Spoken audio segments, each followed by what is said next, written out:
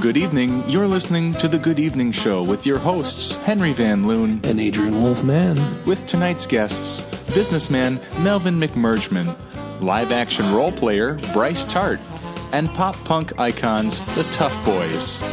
Tonight is September 16th, 2017, and you're listening to The Good Evening Show. Good evening. Good evening.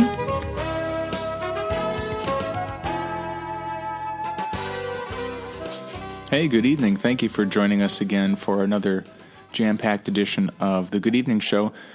I'm Henry Van Loon. I'm here with my co-host, Adrian Wolfman. How are you? Are you doing okay? Okay, I just got to find my center here. Is it chi balanced? And not when you ask. Okay, sorry. I'm sorry. I didn't. No, it's fine. I have techniques to deal with this. Good evening. Good evening. How are you feeling, Adrian? I'm feeling relatively good.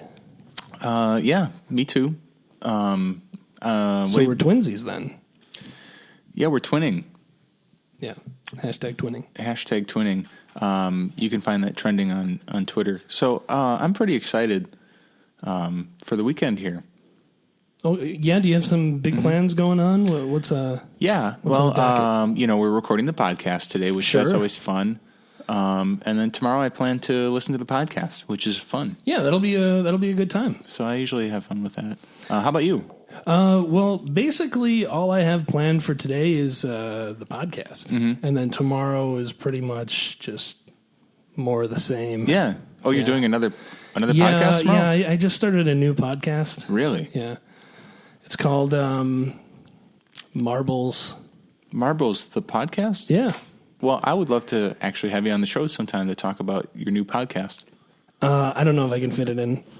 That's okay. Plus, we got so many great guests anyway. We have a lot of great guests on the show today. We have a businessman, Melvin McMergeman's here. We have something that's called live action role play, or LARP. Ooh, LARPer. Yeah, Brice Tart will be here. I love LARPers. That'll be fun. Yeah, we kind of have your dream come true. We have the punk pop band, the Tough Boys, in studio for a performance today. Are you kidding me? The Tough Boys. The Tough Boys. Yeah, they'll be here. Hey, what's this right here? Oh, he's got his Tough Boys tattoo. Yep. Loud and proud. Yep. I like that. You're going to run out of room if you keep getting tattoos of everyone on the show, Adrian. Well, it's my personal choice, my body, my rules. That's true. I support that. Our first guest tonight is a storied businessman, an entrepreneur, if you will, a man of ideas. To call him a businessman is probably falling a bit short, but with no further ado, let's bring out Melvin McMergeman to the show. Welcome. Can I call you Melvin? Mr. McMergeman is preferred. Okay, my mistake. Mr. McMergeman, thank you for joining us in studio today. Good evening. Good evening, gentlemen. Good evening. So, I normally like to prepare, but today I really just kind of want to let you tell us what brings you to the show today. Well, I was told by my assistant's intern's cousin's brother's roommate that this podcast had a very far, deep, wide reach among the heavily desired 16 to 34 kind of millennial, large disposable income demographic. So I'm here to basically get the message out to them about what the business world can be, maybe get a little bit of leads for maybe some of the more regional recruiting needs that I have. I was told that this is the medium through which to get at that group. Is that, Patricia? We did recently. Yeah, that's correct. We did recently get our first iTunes comment. Right, yeah. And that was from a millennial, correct? I didn't look at the... Probably. So, yeah, let's assume that is our listening base. What do you want to share with them, Mr. McMergeman? Well, what I would like to illuminate a little bit today is that it's ideas that you think might be disparate to begin with. Maybe something's on this end of the spectrum. Maybe you think something else is on the other end of the spectrum. Might not always be quite as unrelated as you might think. I made a little bit of a name for myself in the business world here, taking some things and just merging them right on up. We start to recognize in those situations what we like to call synergies. Okay, sure. And I'll give you an example of mine. We were looking around outside of Missoula, Montana. Who even knows where that is? I don't. Who cares, right? No. It's on a map I somewhere, know where believe that it. is. Yeah, Have you been? I've never been, but I'm really good at maps. Here it's lovely. I just pushed a lot of paperwork through there. But the idea is that there's a lot of outdoor activity there, including, believe it or not, I did not get this one, Jamaican dance studio. In fact, there are several of them. In Missoula. Missoula. Actually, that makes a lot of sense. So the reason that I was intrigued was because among the Jamaican dances, the traditional, amongst the purists, one of the most popular is the limbo. You might have heard of it, might have seen it at a party. I have heard of the limbo, I believe. I saw it at a party. Yeah. So there's a bar. You've got two posts on either side, right? And then there are gradations down which it goes higher, it goes lower based on the level of difficulty. The more lower it goes down towards closer to the earth part, the more difficult the dance, if you will. The limbo. The limbo. So, the limbo, very popular at these popular dance studios. The Jamaican dance in Missoula, Montana. Another business that exists in Missoula, Montana, you may have heard of it, chiropractic. That's where they take your back.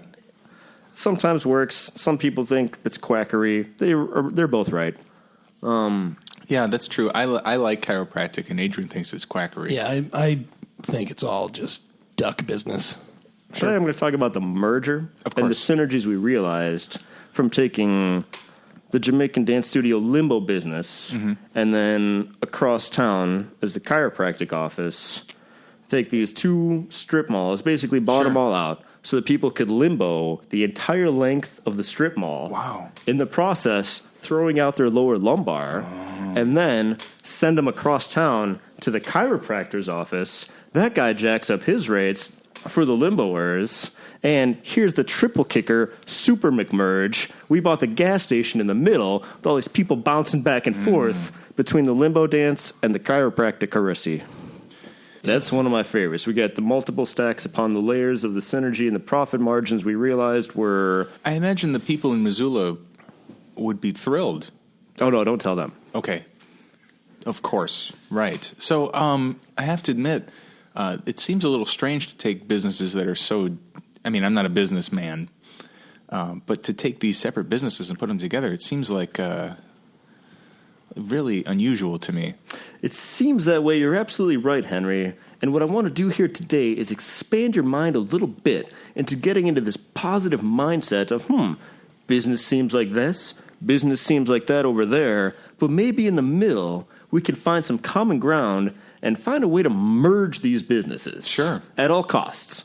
Now, you know, we record here in Chicago. I'm wondering if maybe you have something in mind for our fair city. Well, in Chicago, so many great things Chicago is known for. Beautiful city. I spent 43 minutes earlier today enjoying the sights, walking around downtown, mostly in the back of an Uber in between 3-minute visits at various tourist transactions. But you've got the Bean. Oh, yeah. Major tourist. A lot of people don't know its actual name, Cloudgate. But we got the Bean, and that's in that park. And then what do you think the side I had with my barbecue ribs was later in the day? It was baked beans. Oh. So I'm going to go ahead. I'm getting just business ideas all throughout Chicago. I'm going to propose to merge the Bean, downtown Millennium Park, with the barbecue joints and a side of baked the beans.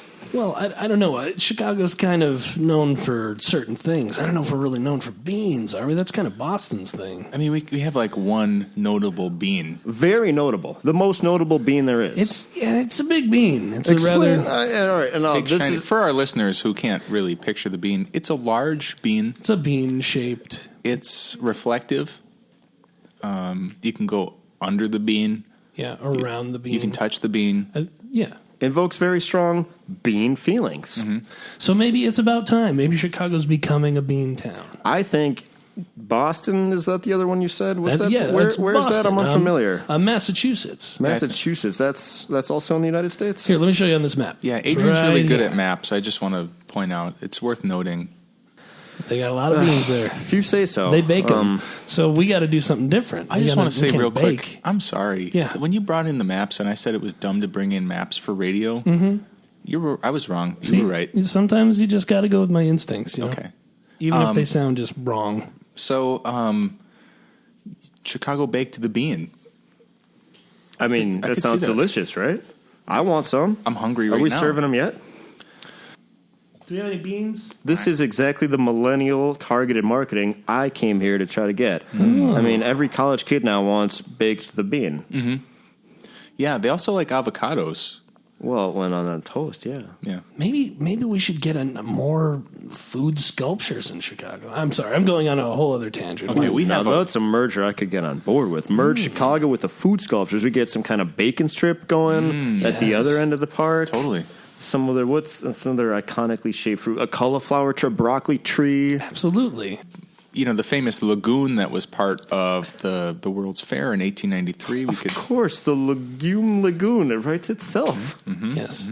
They also had a giant wheel of cheese. I mean, we got that Ferris wheel. Ferris wheel of cheese. Ferris wheel of cheese. See, guys, this is what I'm talking about. Synergy. I'm starting to get it. So, Mr. McMergeman, would I be incorrect in saying that most of your mergers involve food?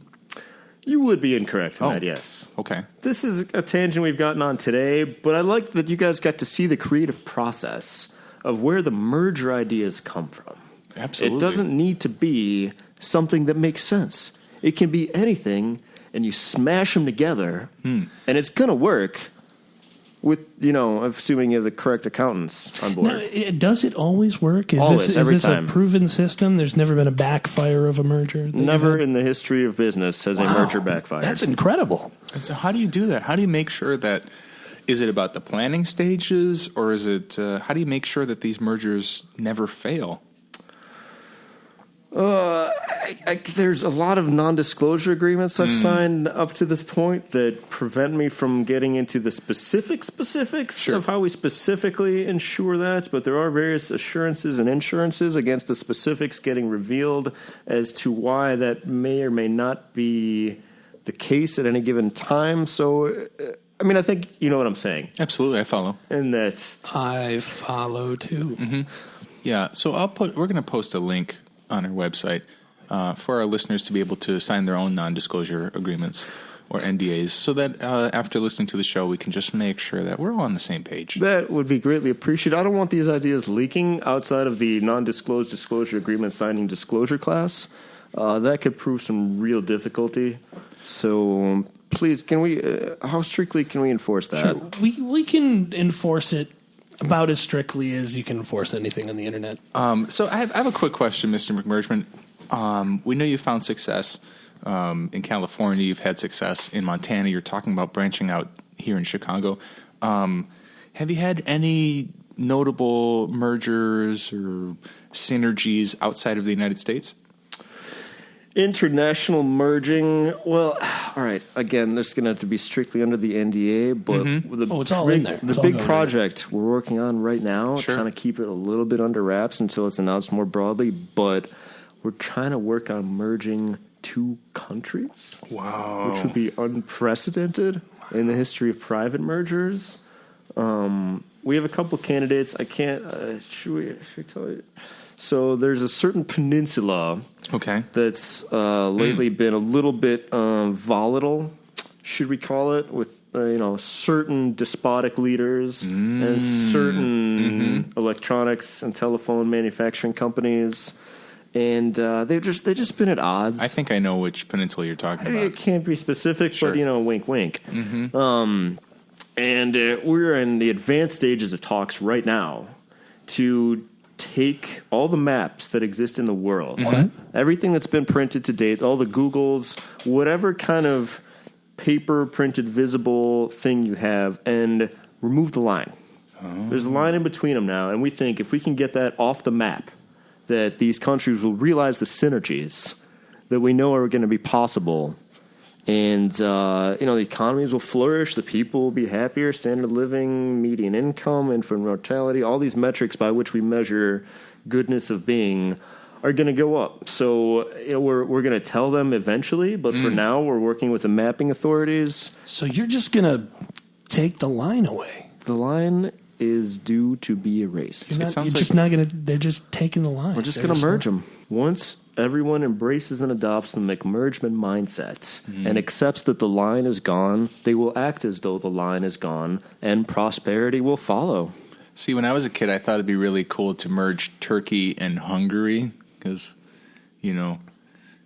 everyone in food. Well, it looks like we've got a little time left in our segment here. Is there anything that you'd like to say in closing? So much knowledge I would just like to pass along. Really, okay, I'll plug my knowledge passing along seminar that I am selling in these other cities. We've merged unemployment with employment seminars throughout the country, especially in impoverished areas, with the Melvin McMergeman Mindset Seminar. And we're just going to say that this empowering mindset can be yours to pull yourself up out of poverty for a reasonable price. Inflation adjusted. Again, you need to sign the NDA to get the details about the pricing, the term structure, the scheduling, fair. And everything. This sounds fair to me. Yeah, we thought it was more than fair. Is it possible to, could I sign up? Yeah, in fact, to listeners on here today, if you go to the website provided in the NDA in the next 25 minutes and sign up, we will provide a 2.5% discount.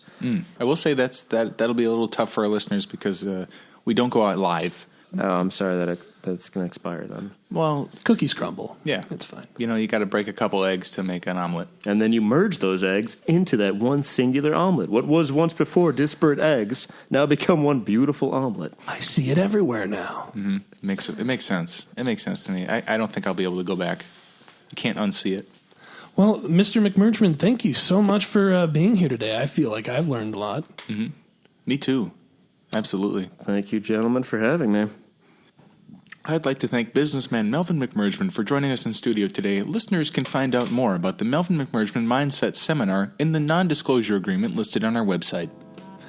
The Good Evening Show will return after a short commercial break.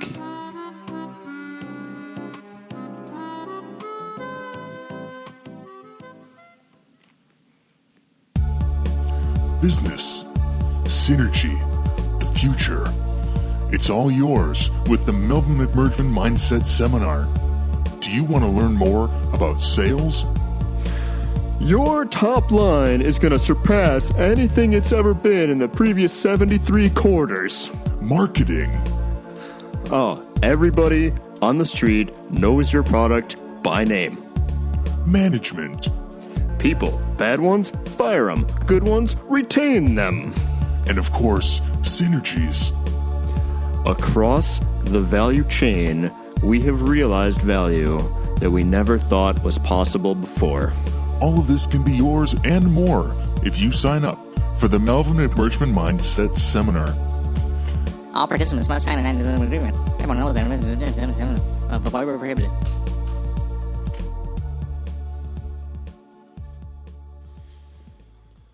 All right, welcome back to the Good Evening Show. Good evening. Good evening. Now, Adrian, I'm excited to introduce our next guest. Have you ever heard of live action role play? I have, actually. I've seen... what is it? I don't know what it is. I could break it down for you, but we've got a guest here. He's sitting right to my left. Right. Welcome. Very good to meet you. Yo, what's up? So allow me to introduce our next guest. This is live action role player extraordinaire Brice Tart. So Brice, can I call you Brice? Yeah, man, whatever. Yo, my bros, they call me B-Dog. B-Dog. Okay. When you say bros, you mean like your fellow LARPers? No, I mean like guys I like. They call me B-Dog. Okay, that's an interesting place to start.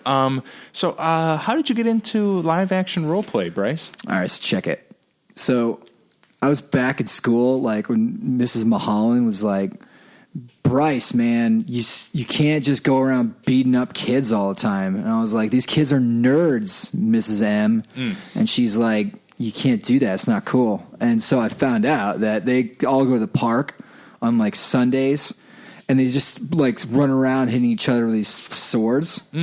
So I was like, so you're saying if I go there, I can just go there and just wreck some nerds and it's totally cool? And they're like, yeah. Okay, hold on. Are you saying that your Your teacher told you to go and wreck some nerds? Yeah, sort of. I mean, Mrs. M didn't really say much, but I was just like putting 2 and 2 together. Because usually Sundays is lax practice, so it's like pracky for me and the boys. But we were off that day because Coach said that we played like a bunch of girls, and so we needed to take a couple days of break. So I was like, whatevs. So then I went to the park, and there are all these nerds running around with swords. I'm like, yo, can I get in on that? And they're like, nah, man, no jocks allowed, whatever. So I was like, how do I get into the LARP thing? And they're like, you need to have a character. I'm like, all right. Well, yeah, it's probably important to mention that LARPers, they are enacting a character that they develop for themselves. Right. So I was like, all right, I'll just be like Mike Gandalf. So yeah, they were like, just all right, whatever. So what's your class? I'm like, Mrs. M's class, and they're like, yeah, but you got to have a class. So I was like, what's a class? And they're like, you got to pick like a species and like some kind of occupation or something. I don't even know. And they're like, well, you can be a wizard or something like that. And I was like, nah, brah. So then they're like, you could be like a barbarian or a warrior. I'm like, all right, that's pretty cool. I mean, our school is the Warriors. Okay, so your school mascot is the Warriors. Yeah. That's how you chose your class? Yeah, I mean, it made sense. Like, I'm already a warrior. Sure. So I was like, all right, so how do I get one of those foam sword thingies or whatever? And they're like, oh, you go home and you make it. So I was like, you go to like Home Depot or whatever. I'm like, can I just have one of those? And I picked up I got one. I took this like pole thing that was laying there, and I strapped a bunch of it, like those sword things, to it. And I was like, this is my battle sword axe. And they're like, all right, what are its characteristics? And I'm like, can I just like hit kids with this? And they're like, you have to declare what kind of damage it does and what kind of like if there's any kind of magical properties. And Interesting. I'm like, I guess. But I got out there, and they're like, well, you're a level 1 barbarian, and you just have a regular battle axe with no real characteristics. So you're probably not going to do really well. You should find a guild or some people. I'm like, screw that, man. So I went out there, and there's a bunch of them like running around with the swords. I'm like, yo, man, let's roll. And I went up to him, and he started throwing like stuff at me, these little beanie bag things at me, and he was like throwing these. He was saying these words. What's that all about? I don't know, man. He was like chain lightning. He was probably a magic user in the community. Yeah. Is that what was going on? Yeah, anyway, so he threw it at me, and he hit me in the arm with it. I'm like, yo, it's on. But then this dude came along. He was like, yo, man, you're dead. I'm like, what do you mean I'm dead? I'm standing here, and that nerd just throwing beanbags at me. Sure. And anyway, he's like, you're dead, man. You have to go back to camp and respawn. I'm like, dude, I'm not walking all the way back to the water fountain to come over here and kick some nerds' butts. But anyway, so all the nerds started yelling at me. He's like, fine, whatever. I'll be right back. So like, it's good cardio anyway. So I ran back to the water fountain. Then I ran back over with my battle axe. I was like, all right, now it's on. Right? So a bunch of these kids came over, and they said like, all right, well, let's go. And they started like swinging their swords and stuff at me. And they're like, first of all, these kids are nerds and they have no coordination. So I was like crushing these dudes, man, right? Like I was like smacking them around or whatever. And then one comes up behind me and he touches me in like the back of the leg. He's like, yo, +8 magic damage. You're dead, bro. I'm like, dude, I'm standing here. What are you talking about? It sounds like there's a little bit more to it than just hitting people really hard with a... Well, I've been doing it for like 3 months now. Okay. So what happened? What did you do? I went back to the water fountain, bro. I guess that's what you're supposed to do. Anyway, I came back the next Sunday. Sure. And they're like, yo, you're like level 2 now. I'm like, what does that mean? And they're like, you can add magic characteristics to your equipment. I was like, sweet, man. That sounds I don't know what that means. But it turns out all you really need to do is say some word before you hit some nerd, and it's totally cool. So I was like running into it, and there was some nerd who was running by, so I kicked him in the ribs. And I was like, goblin boot, bro. I don't know much about live action role playing, but that doesn't sound right to me. Dude, goblin boot apparently is something you can do. I think I bruised like 3 ribs in this nerd. So he started crying or whatever, but I was like, yo, man, you're dead. I'm a level 3 now.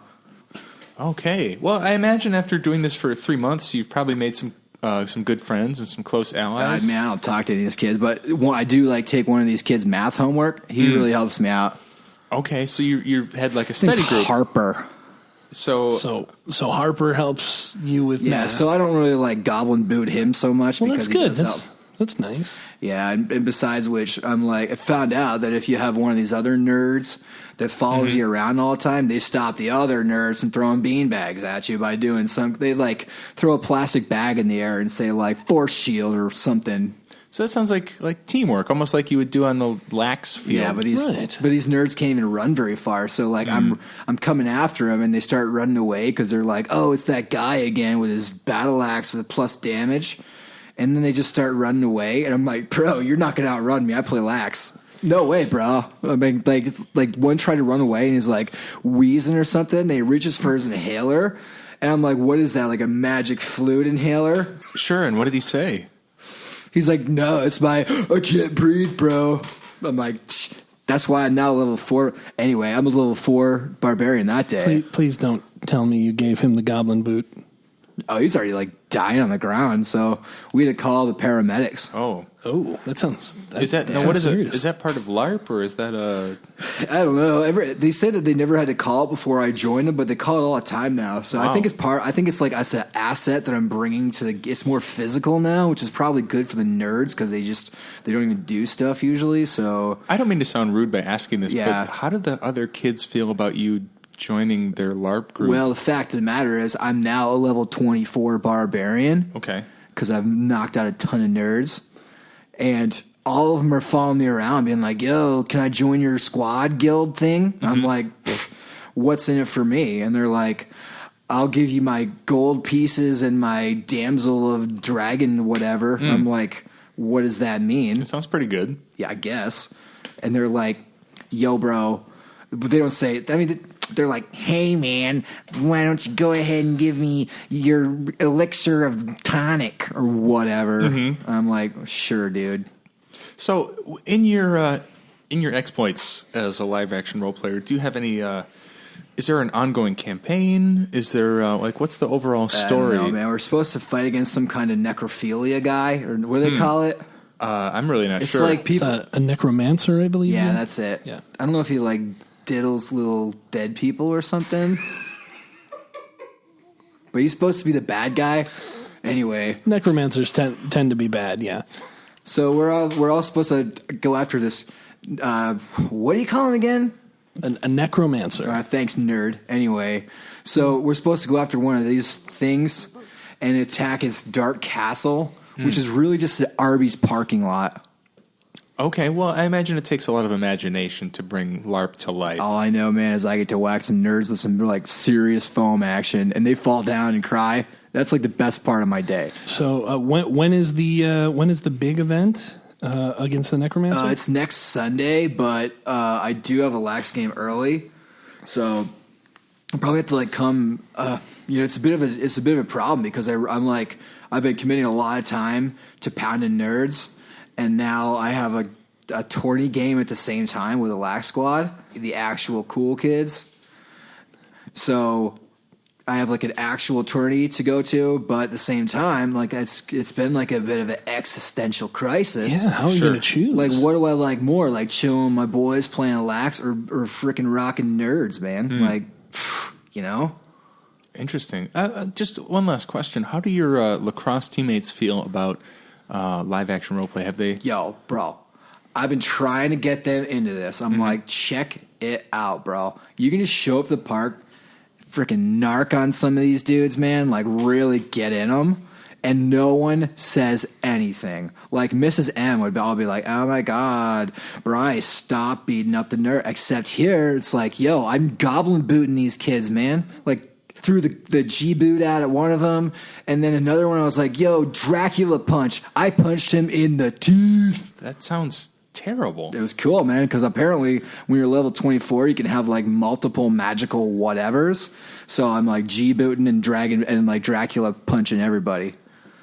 You know, I think that you're not really letting on, but I think you're more into this LARPing than you're admitting. What are you accusing me of, bro? I just think that maybe there's no shame in enjoying a hobby like this. Yeah, I would encourage you, Brice, to continue to use your creativity and to create a backstory for Mike Gandalf. Oh, dude, check this out. There was like, you know what a kettlebell is? They have them at the gym. Mm-hmm.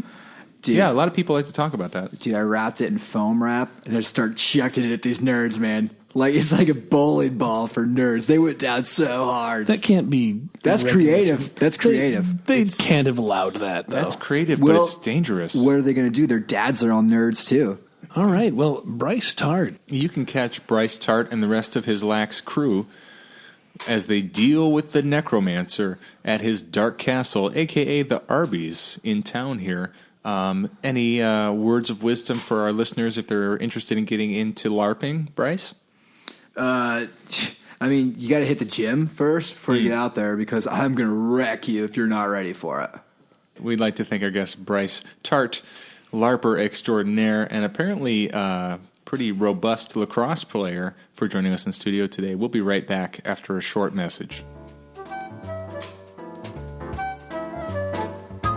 Hey, Adrian. Yeah, Henry? What's your favorite part about going to bed? Probably closing my eyes and drifting off to a magical world. You know, that was my favorite part, too, until my mattress got, like, really old and crunkety.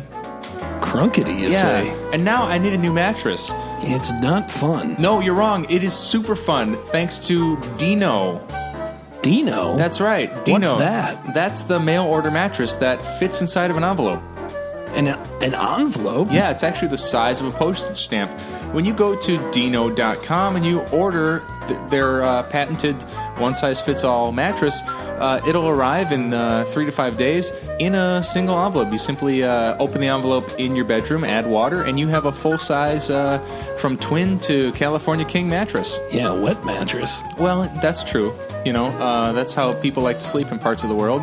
And it just kind of shows your ignorance when you say something like that. Oh, yeah, I guess that's true. All you have to do is go to Dino.com. That's DEEENOH.com. Dino, the mail order mattress that fits inside of an envelope. Just add water. Hey, we're back in studio. And Adrian, I don't know about you, but I'm pretty excited about this. Yeah, these guys are legends. We have the Tough Boys in the studio today. Tough Boys. I mean, I've been listening to their stuff since the 90s, not to date myself, but... yeah, me the same. I would say the same, 90s. Yeah, those records were totally, like, of the times, but they've aged well, too. Sure, and they have a new album out. Yeah, they have this new record out. Actually, I tell you what, before we say too much, let's bring them in studio here. The Tough Boys. Thanks for coming today. Hey, it's our pleasure. So we were talking a little bit about your new record. They're picking it up. People like it. So you guys are, I know you've had some lineup changes since those early records. Yeah, we had to kick out the bass player. Okay. I don't know if that's a little too raw to talk about. Well, he's my brother, and he was... yeah. Yeah, he's always been the favorite. Of like the fan of favorite? The family, and also the fan favorite. Sure, okay. So mostly when people know that the Tough Boys are going to play, they get excited to see him. Sure. And I just got tired of it, you know, so I kicked him out. It's my band, you know. I wrote the songs and everything. Sure. So you have something from the new record that you'd like to play for us in studio today? Yeah. Just kind of like like you're doing like an acoustic version of it, or? Yeah, this is an acoustic version. On the album, it's much more like skater punk. Sure, okay. Like upbeat. Yeah, with a good beat. Cool. All right, well, with no further ado, let's introduce the Tough Boys with an acoustic version of a track from their new record. All right, ready? Here we go.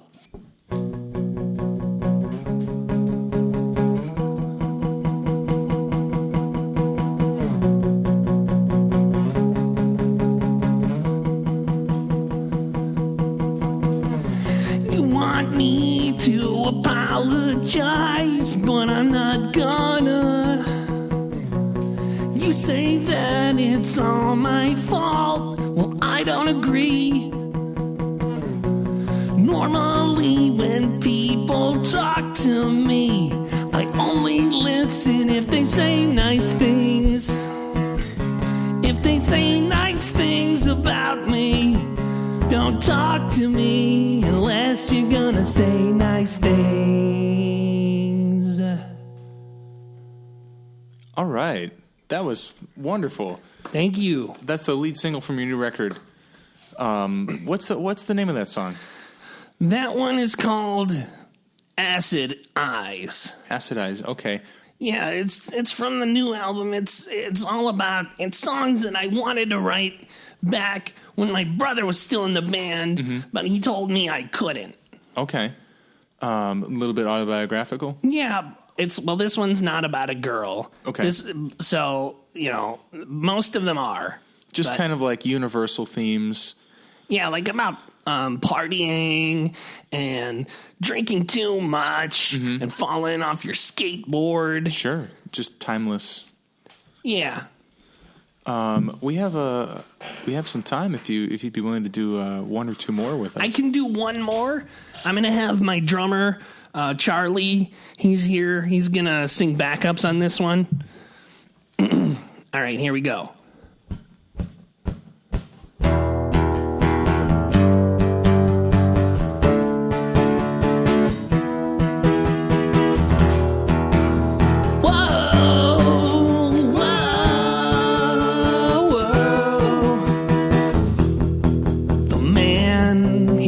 To take your gold away, but you can't let him, 'cause he knows nothing about the games we play.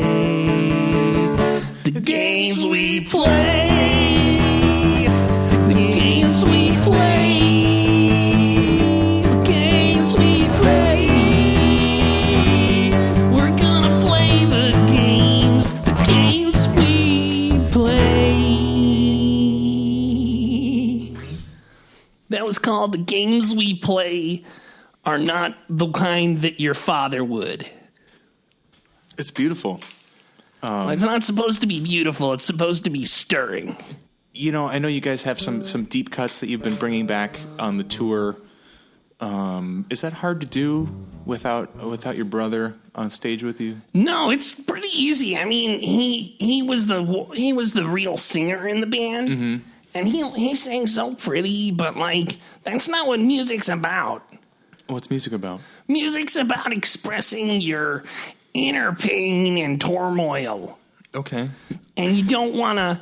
If you don't express it, it's just gonna make you explode from the inside out. I feel like you have a couple songs that I got this next song. It's called From the Inside Out. Sure, okay. Let's hear it. Wash my clothes. Do it, wash my clothes. I don't have anyone else to wash my clothes, 'cause I don't know how. I don't know how. I never learned and you never even taught me. So now I'm back here in your basement. Can you please just wash my clothes? Wash my clothes, 'cause I don't know how. Doop doop, wash my clothes, 'cause I don't know how. Doop doop doop, I don't know if you heard what I said before, but I never learned how to wash my clothes. So if you have a heart or even half one, could you please just put them in for a spin cycle? Will you guys be playing any of your older hits on tour here in the Midwest? We do this one.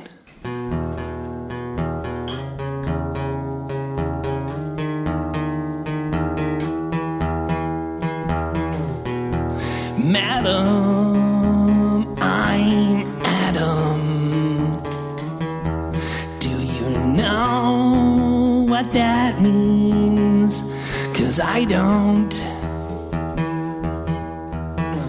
My mom never taught me how to do my laundry, so I don't know how to do it, and I'm scared my clothes will never be clean again. They'll never be clean again.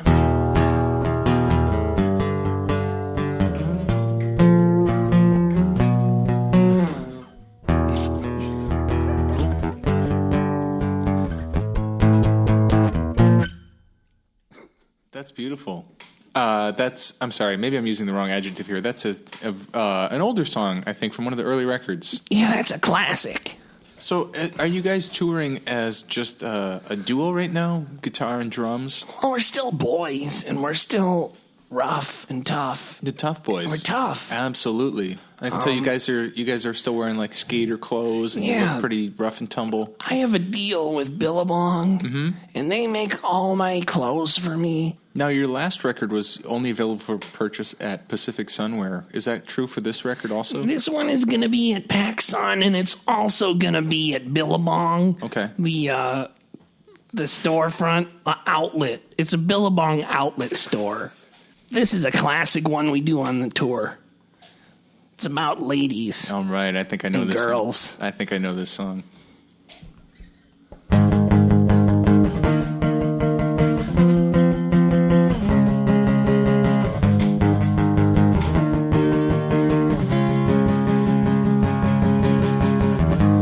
Where you going today, Mamacita?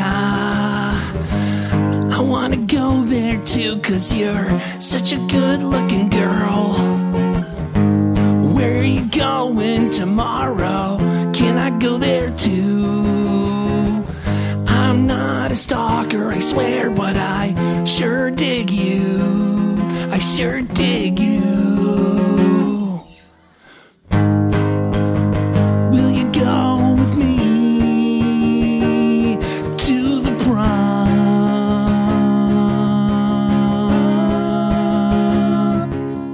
Woman, will you come to my prom?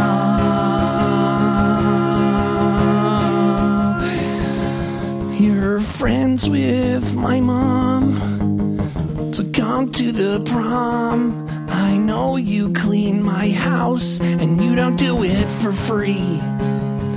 But sometimes when you are Swiffering and using the Windex, I'm just wishing I could be the bottle in your hand. Oh, the bottle in your... Come with me to the prom. Come with me to the prom. Oh, come with me to the prom tonight.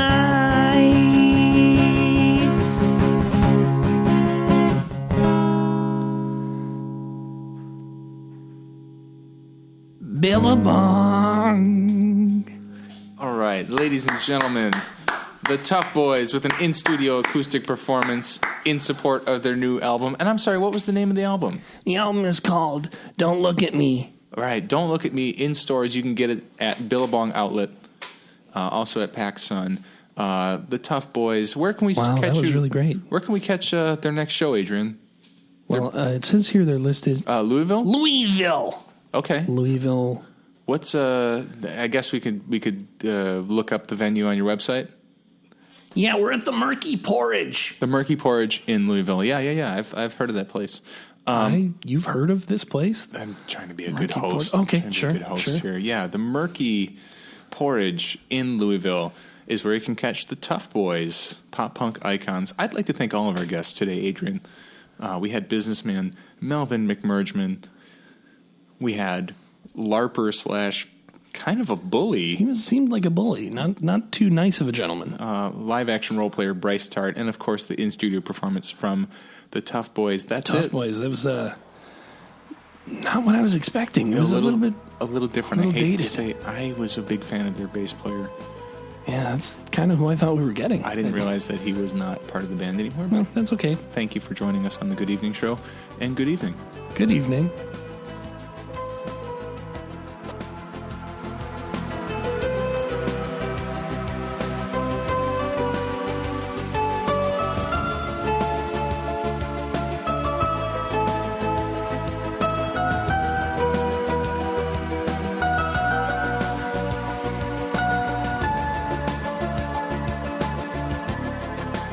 A Jamgina production. Fucked it up.